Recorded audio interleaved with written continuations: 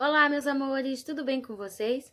Gente, desculpem pelo atraso, é que pena que a nossa aula é somente na sexta-feira, mas eu gostaria muito de parabenizar vocês pelo Dia do Estudante, dizer a vocês que estou morrendo de saudade, gostaria muito de estar dando um abraço bem apertado em vocês, mas Deus quiser, em breve nós vamos voltar a nos reencontrar, tá bom? Amo muito vocês, estou morrendo de saudade. Na nossa aula de hoje, nós vamos continuar falando sobre a formação das monarquias nacionais. Nesse vídeo, nós vamos falar o processo que conduziu cada um dos países a se consolidar enquanto monarquia nacional.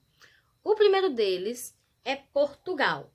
O nome Portugal deriva de Portus Cale, nome dado pelos romanos à antiga cidade do Porto. No século III, o território ali da Península Ibérica acabou sendo invadido por um outro povo chamado mouros.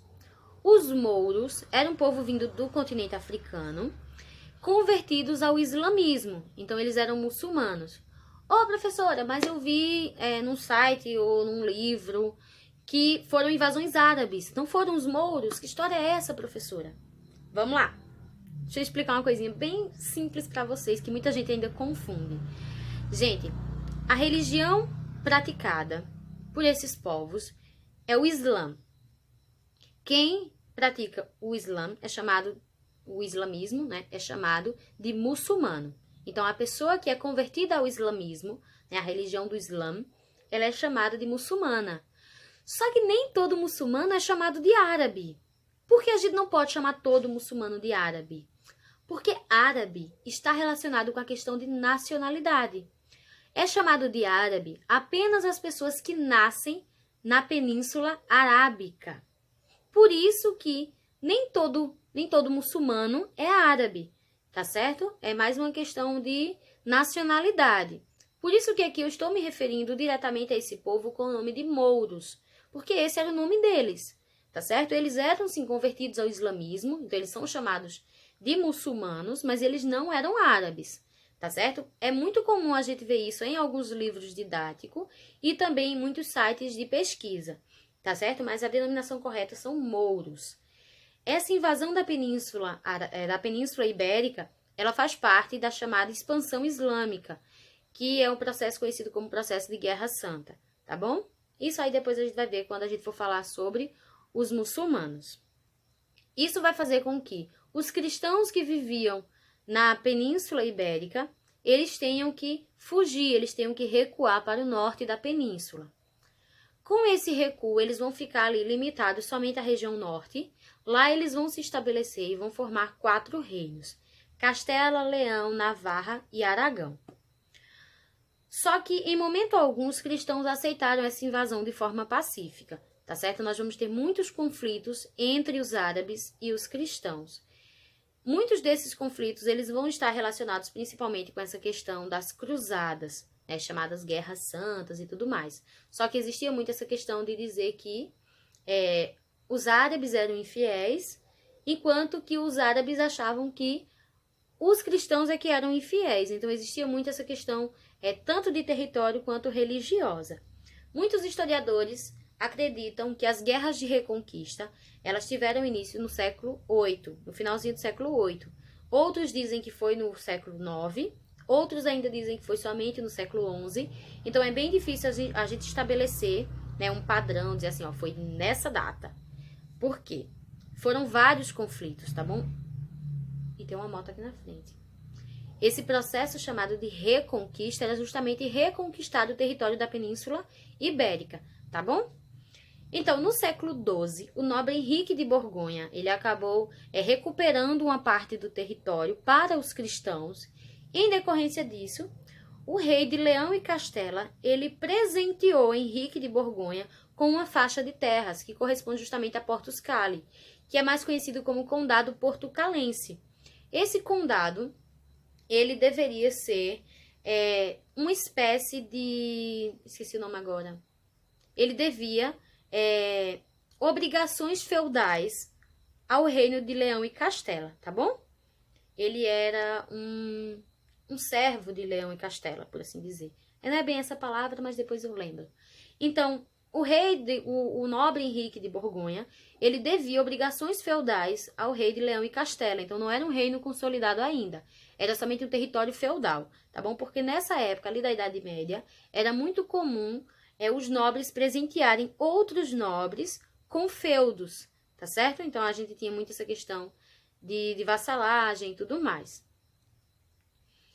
Então, depois da morte de Henrique de Borgonha, o seu filho Afonso Henriques continuou combatendo os árabes no território, só que ele não aceitava o fato de ter obrigações feudais com o rei de Leão e Castela. Por causa disso, em 1139, ele decidiu proclamar a independência do território, só que isso não foi bem aceito pelo rei Afonso VII, que era o rei de Leão e Castela. Então, esse rei vai declarar guerra, nós vamos ter muitos conflitos entre eles. Só que Afonso Henriques ele vai estabelecer muitas relações com a Igreja Católica, né, relações bem favoráveis, isso agradava muito a Igreja. Então, a Igreja vai acabar estabelecendo alguns acordos e a paz entre o rei e o território. Então, na Conferência de Zamora, finalmente, o território foi declarado independente, em 1143, tá bom? Nós tivemos o estabelecimento das fronteiras definitivas de Portugal somente durante a administração do rei Dom Dinis, através do chamado Tratado de Alcanízes, que foi assinado em 1297. Esse tratado, ele estabelecia a paz definitiva entre o reino de Portugal e os reinos de Leão e Castela. Então, com isso, ficava delimitado as fronteiras definitivas de Portugal. Muitas dessas fronteiras, ainda hoje, elas permanecem intactas, idênticas, iguaizinhas. Então, não houve quase nenhuma alteração nesse território de Portugal, de 1297 até os dias atuais. Tá certo? Então, Portugal manteve essa mesma estrutura, esse mesmo território, por mais de 700 anos. Então, Portugal se tornou a primeira monarquia moderna, né, ainda no século XII, enquanto que muitos outros territórios ainda estavam passando por um processo de consolidação do seu poder. Um outro país que vai vir logo em seguida vai ser a Espanha. A Espanha, ela também estava envolvida nesse processo das guerras de reconquista, e ela vai ser o resultado justamente da unificação dos reinos de Castela, Leão e Aragão. Tá bom? Então, os outros reinos que não faziam parte do território de Portugal. De que forma essa união vai acontecer? Nós vamos ter o casamento realizado entre Fernando de Aragão e Isabel de Leão e Castela. Esse casamento, ele unificou os três reinos, tá certo? Estabeleceu uma aliança bem pacífica, uma aliança bem agradável a ambas as partes, né? Dessa forma evitava-se guerras e tudo mais. Lembrando que na Idade Média o casamento entre nobres ele não era feito por amor, ele era feito mais por uma questão de política, tá bom? Então a forma de você conquistar novos territórios era a guerra ou o casamento. Então o casamento ele acabava sendo até mais agradável que a guerra. Não existia perdas militares, não existia perdas financeiras, tá bom? Então, o casamento entre Fernando e Isabel, dois reis cristãos, estabeleceu a unificação do território no que seria posteriormente a Espanha. Só que ela só vai, de fato, se consolidar mesmo depois que os mouros eles são definitivamente expulsos da Península Ibérica, lá em 1492. Porque mesmo que Portugal houvesse expulsado os árabes de boa parte da península, mas eles ainda estavam localizados na cidade de Granada. A reconquista de Granada ela vai ser um marco para os cristãos, principalmente para a Espanha, tá bom? Isso só vai acontecer em 1492. Inclusive, é o mesmo ano em que Colombo chega à América. Lembrando que Colombo era um navegador genovês, mas ele estava navegando sob a tutela dos reis da Espanha, Isabel e Fernando, tá bom? Inclusive, a Espanha vai se tornar uma grande potência naval graças a isso, essas conquistas. Já a França, ela vai se consolidar da seguinte forma. O rei Luís IX, ele promoveu uma série de reformas, ele ampliou o poder real com a criação de instituições jurídicas e nacionais. Ele também promoveu um fortalecimento econômico através da instituição de uma moeda única, né, porque existiam várias moedas nessa época, cada feudo tinha autoridade para cunhar sua própria moeda, e isso dificultava as transações econômicas. Com o estabelecimento de uma única moeda, ficava mais fácil estabelecer comércio. Logo em seguida, veio Filipe, o Belo, né, que tem essa fama de ser belo, porque desde muito novo ele já era considerado um rei muito atraente, muito bonito e tudo mais. Filipe o Belo, ele vai ser responsável por continuar o trabalho do seu antecessor, né, através da consolidação do poder real.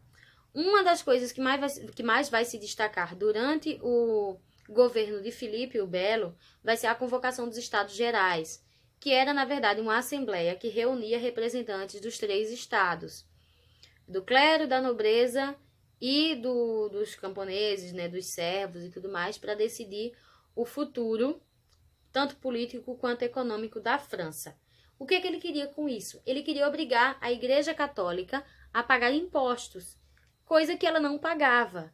Então a Igreja vai protestar e a Convenção dos Estados Gerais vai obrigar a Igreja a aceitar essas determinações. Então, com isso, nós vamos ter uma ampliação do poder do rei. Seu sucessor, o rei Carlos IV, ele acabou falecendo, só que ele não deixou herdeiros que pudessem herdar o trono e dar continuidade ao seu poder.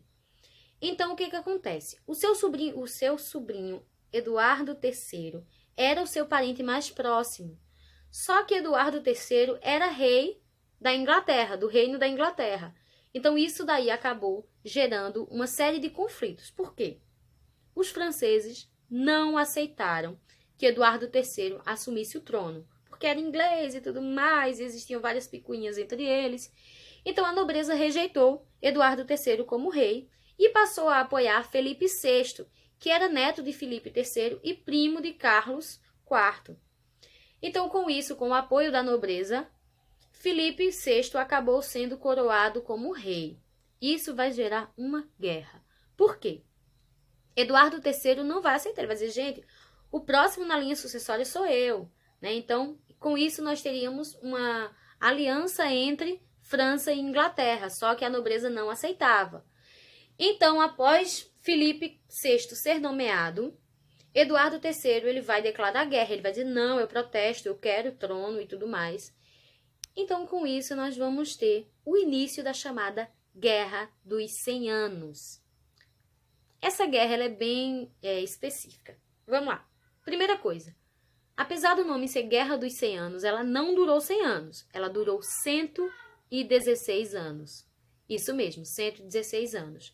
Ela teve início em 1337 e só veio acabar em 1453, tá certo? O que é que motivou, professor, essa guerra? Primeira coisa, as disputas pela sucessão do trono francês. Eduardo III não se conformou em ter sido jogado para escanteio, já que ele era o próximo na linha sucessória, né? Então, existia sempre uma preferência do sobrinho em detrimento de um primo, né? Então, o sobrinho estava mais próximo da linha sucessória. Então, com isso, nós vamos ter o início da guerra. E um outro fator que motivava essa guerra também eram as disputas por uma região muito importante chamada Flandres. Essa era uma região rica em minérios, era uma região bem estratégica, tá certo? Então, eles vão passar a disputar esse território também. A Guerra dos 100 Anos, ela acabou sendo dividida em 4 partes. A primeira delas é quando houve um controle inglês, né, através do comando de Eduardo III, do Canal da Mancha, e posteriormente houve a prisão de João II, que era filho de... É tanto rei que eu já até esqueci, peraí. Que era filho de Felipe VI. Felipe VI morreu, então seu filho João II foi quem assumiu o trono e continuou a guerra. Então João acabou sendo preso e houve toda a negociação de resgate e tudo mais. A segunda fase é quando Carlos V, que era filho de João II, é um trava-língua, gente, calma. É um trava-língua. Carlos V, que era filho de João II, ele unificou o exército francês e ele conseguiu recuperar uma parte do território que eles haviam perdido para os ingleses. A terceira parte, ela é marcada por disputas pelo poder na França. Essas disputas, elas são disputas internas. Ou seja, vários membros da nobreza vão começar a tentar tomar o poder.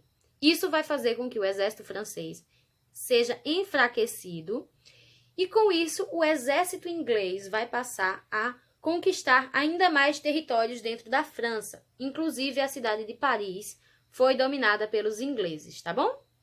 A quarta parte, ela é mais representada pela figura de Joana d'Arc.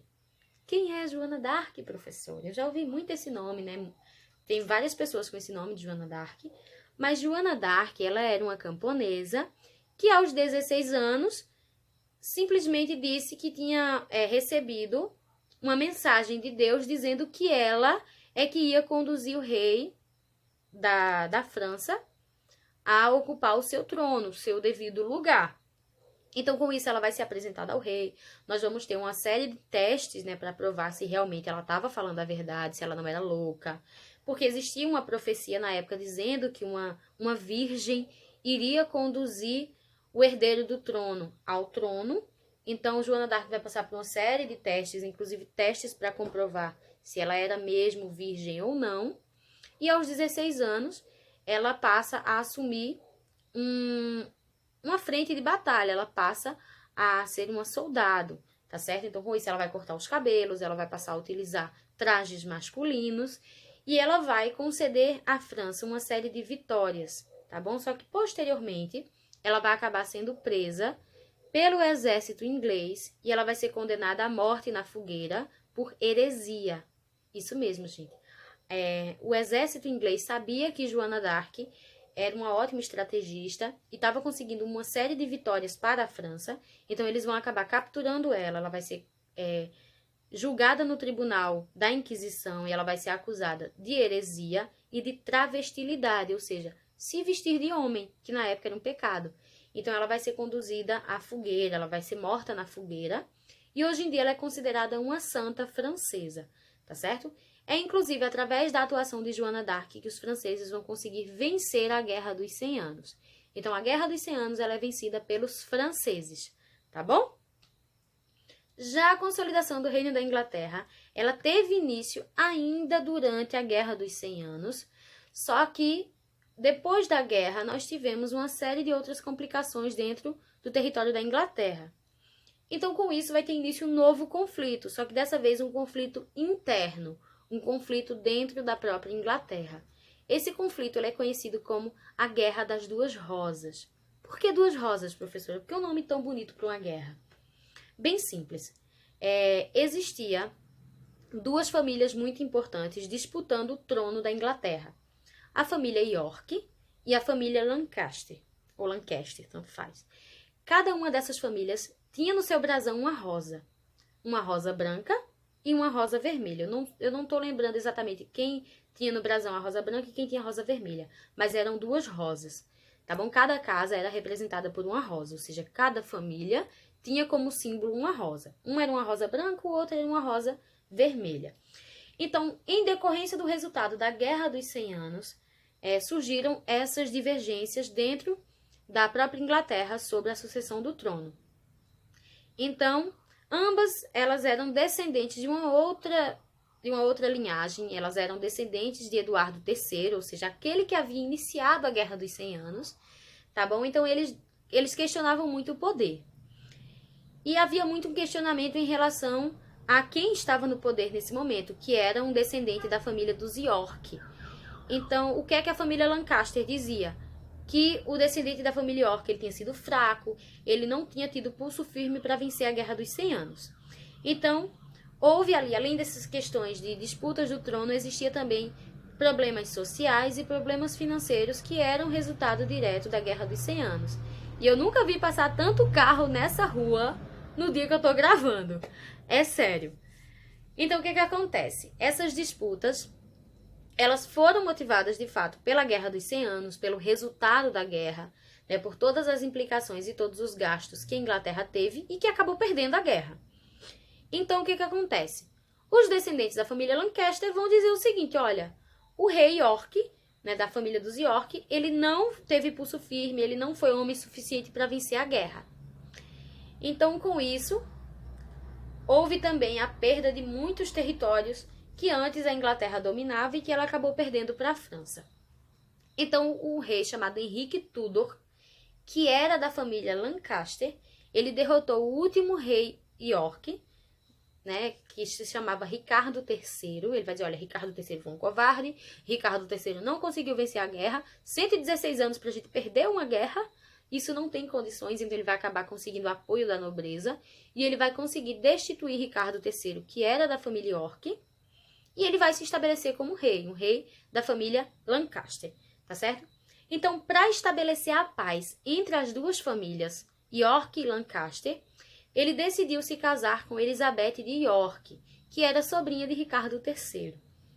Foi um trava-língua? Foi. É difícil de entender? Muito. É porque são muitos nomes. Você tá passando carro de novo. São muitos nomes relacionados a isso. Mas essa guerra, a Guerra das Duas Rosas, é justamente uma disputa pelo trono. Família York, família Lancaster. Tá certo? Quem estava no poder era um rei da família York. Então, ele vai ser acusado de ter sido covarde, de ter perdido a guerra e tudo mais. Então, um rei da família Lancaster, chamado Henrique Tudor, ele vai conseguir tomar o poder, destituir o outro rei, né, da família de York, e para estabelecer a paz, para não ficar essa coisa meio esquisita entre as duas famílias, ele decidiu se casar com uma descendente da família York, que era Elizabeth de York, tá bom? Com isso, ele vai estabelecer a paz entre os dois reinos, e com isso vai ter fim a chamada Guerra das Duas Rosas. E é nesse processo que nós vamos ter o nascimento da Inglaterra enquanto um Estado moderno. Desculpa pelo trava-língua, eu espero que a aula tenha... quer dizer, que a aula não tenha sido tão longa, tá bom, gente? Tô morrendo de saudade de vocês, fiquem com Deus, amo muito vocês. Tia, eu não entendi o trava-língua, o que é que eu faço?